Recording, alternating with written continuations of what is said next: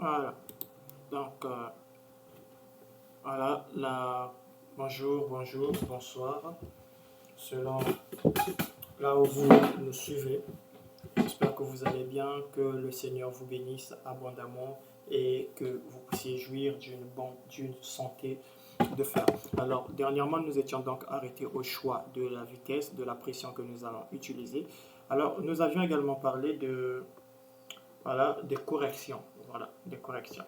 Alors, nous avions dit que pour les bâtiments de hauteur supérieure à 10 mètres, nous allons, voilà, une correction s'impose.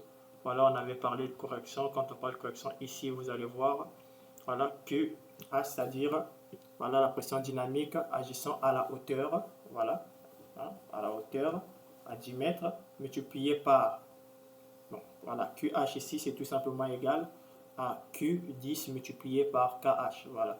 Parce que nous avons un coefficient QH qui dépend de la hauteur de correction. Et là, c'était l'effet de site. L'effet de site, est-ce que c'est exposé, le site est exposé? Voilà.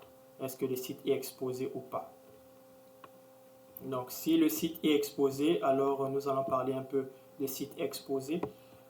Voilà également, ici tout est là, mais nous allons parler de la notion d'exposé. Alors, lorsque un site est situé dans une vallée, c'est-à-dire entre deux collines, entre deux collines ou une colline et une montagne, voilà, le site est protégé. Okay? Alors, un site situé sur une montagne est un site exposé. Un site situé sur une plaine est un site normal. Voilà.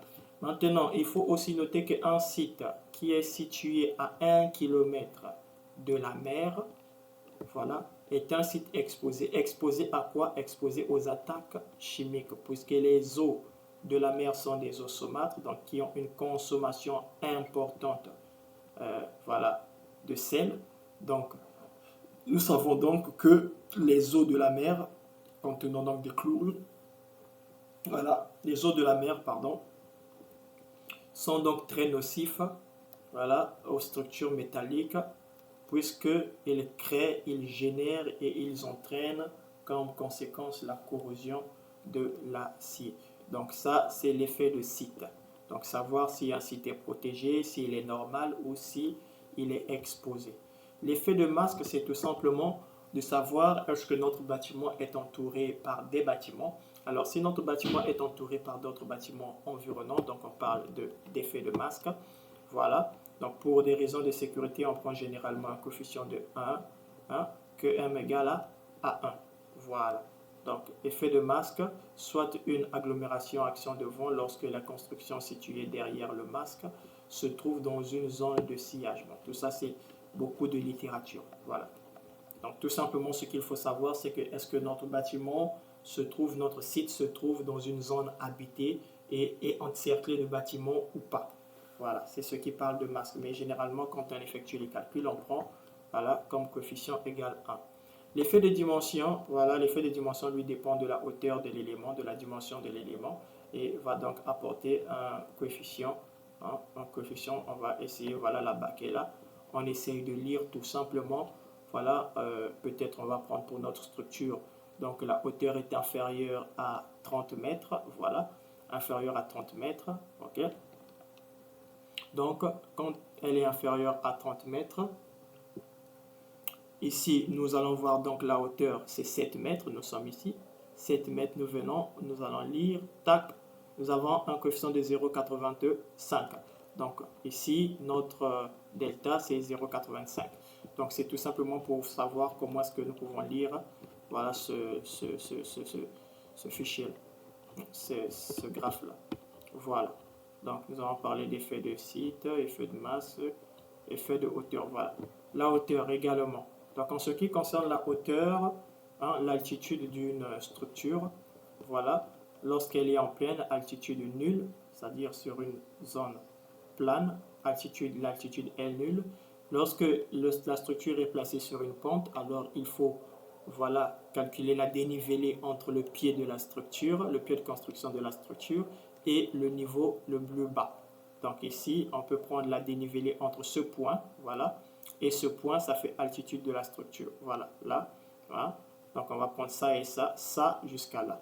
Et ici, voilà, lorsque nous avons des fortes pentes, vous allez remarquer ici, voilà, nous avons le niveau de base est là et le sommet de la structure. Voilà, nous avons la hauteur, donc l'altitude de la structure en quelque sorte. L'altitude de la structure, c'est ça. Voilà, donc nous repartons maintenant sur robot afin de générer les effets ou les actions de vent. Afin de générer les actions de vent, voilà, 5 minutes, ok. De générer les actions de vent, merci. Donc voilà, ici, nous avons deux moyens de le faire. Deux moyens de le faire. Nous pouvons tout simplement venir ici. Voilà. Alors, qu'est-ce que nous allons faire? L'enveloppe. Alors, l'enveloppe, c'est tout simplement, il va choisir les éléments, sélectionner les éléments sur lesquels il va exercer vraiment le vent, hein, l'action de vent. Donc, nous allons tout simplement demander à robot de nous prendre, voilà, de nous faire le choix de façon automatique. Il va, voilà, prendre l'enveloppe même. Voilà. Nous n'avons pas d'acrotère, donc sans acrotère. Voilà. Alors, nous avions dit quoi? La profondeur. Donc, nous revenons donc ici, dans notre cahier de charge, au niveau des données géométriques. Donc, la longueur de la façade lampant. Alors, façade lampant. Alors, qui dit façade lampant? Hein, on va revenir donc à la terminologie. Voilà. C'est quoi lampant? C'est tout simplement la façade qui est parallèle à la ligne faîtière. Donc, la ligne faîtière, c'est le sommet, voilà, de notre structure qui est là. C'est ça la ligne faîtière, cette ligne-là imaginaire là. Voilà. Et donc, la façade qui est parallèle, c'est la longueur. Donc, en quelque sorte, la façade lampant, hein, ce n'est autre que, voilà, cette façade-là, hein, qui est constituée des différents portiques, des différentes travées par là. Voilà, différentes travées. Ça, c'est la façade lampant, c'est-à-dire le côté le plus long. Et la façade pignon, c'est ce côté. Vous allez voir que lorsque nous avons parlé des potelets, on a dit que les potelets étaient espacés de 6 mètres sur la face pignon. Donc, quand on parle du pignon, le pignon, c'est le côté qui est perpendiculaire à la ligne de faîtage et lampant, côté parallèle à la ligne de faîtage. Donc, voilà un peu la nomenclature. Donc, ici, nous avons les listes de bardage, nous avons les contreventements ou les paliers de stabilité en croix de Saint-André. Voilà. Parce que ce n'est pas toujours comme ça les contreventements, ça dépend. Il peut être en croix de Saint-André. Ici, nous avons les arbalétriers ou traverses ou encore fermes. Ici, ce sont des poteaux. Ça, ce sont des potelets. Ça, ce sont des pannes. Voilà. Et ça, ce sont des poutres au vent, autrement dit contreventement horizontal. Ça, ce sont des palets de stabilité, contreventement vertical. Voilà. Voilà. Le faîtage, c'est l'arête supérieure d'une toiture. Voilà. Faîtage, arête supérieure d'une toiture. Voilà. Donc, nous avons ici deux versants. Quand on parle de versants, ce qu'il faut savoir, c'est la partie inclinée d'une toiture. Donc, nous sommes juste en train d'expliquer. Voilà, donc les pannes, ce sont des éléments supportant directement la toiture. Alors, il y a trois types de pannes. Ce qu'il faut tenir compte, c'est qu'il y a trois types de pannes. Il y a des pannes intermédiaires, il y a des pannes sablières qui lient les têtes de poteau. Leur rôle, c'est de lier les têtes de poteau. Et nous avons des pannes faîtières. Donc, voilà. Pour nous, c'est d'abord là. Nous allons d'abord nous arrêter là. Nous allons d'abord aller générer le vent. Donc ici, profondeur 42 mètres. Profondeur 42 mètres. Et espacé de 6 mètres. Voilà. Alors, nous n'avons pas de neige. Voilà. Pas de neige. Paramètres. Paramètres. Comment paramétrer? Voilà. Donc, département. Département. Voilà. Ici, il faut noter que ici, voilà, on avait parlé, je pense, quand on avait décrit les données géographiques de la France. Donc ici, quand nous allons paramétrer tout ce que nous allons faire entre les deux, vous allez voir région, par exemple, vous allez voir la région, je sais pas, Aube, voilà, vous avez ici un peu toutes les régions, voilà, le Loire et tout ça. Voilà, donc il suffit de cliquer sur une région et automatiquement, vous allez voir qu'il va donner la pression de vent. Donc pour nous, on va laisser zone quelconque, on peut même venir ici, région 2, voilà, neige 2 tout simplement. Altitude géométrique 0. Hein, vous allez voir ici, altitude géométrique 0. Position de sol, voilà, pour nous ça ne nous intéresse pas. Voilà. Ça ne nous intéresse pas. Voilà. Alors nous venons à vent. Voilà. Tout simplement vent. Excusez. Voilà. Vent. Nous avons dit c'est un site exposé. Le cahier de charge nous dit que le site est exposé. Cahier de charge. Site exposé. Donc, sollicitation vent, site exposé. Voilà. C'est ce que nous dit le cahier de charge. Alors, type de vent, c'est vent normal. Hein? Un vent normal. Voilà. Alors, la charge appliquée, c'est une charge de 70 décanewtons par mètre carré qui est région 2.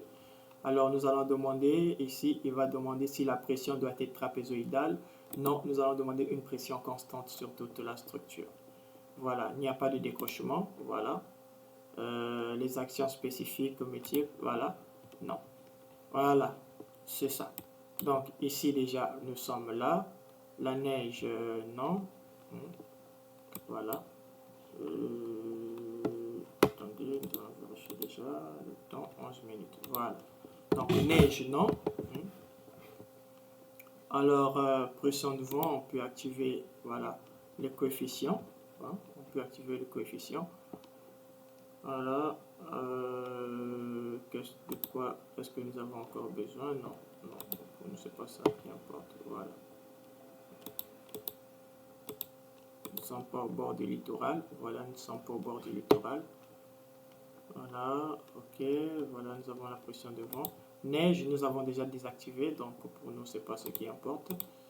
Alors, la perméabilité. Alors, nous allons faire un calcul très rapide. Très rapide. Donc, surface. Nous avons 6 fois 20. Voilà. Hein. Perméabilité, c'est tout simplement les ouvertures, puisque ce sont des zones, voilà, par lesquelles le vent va... Ce sont des zones par lesquelles le vent va rentrer, donc ce sont des zones perméables. Donc, nous avons ici une structure, voilà, 6 mètres fois 20, ça fait 120 mètres carrés. Et ici, nous avons un demi de la hauteur multiplié par la base. Donc, 20 multiplié par un demi, ça fait 10, multiplié par 1 mètre, ça fait 10. Donc, voilà, 10 plus 120, ça fait 130 mètres carrés. Alors, nous revenons donc ici.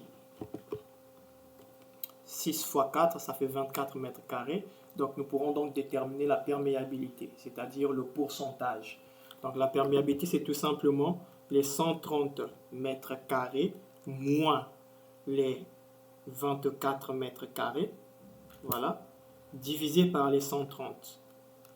C'est bon, ça nous permet ici hein, d'avoir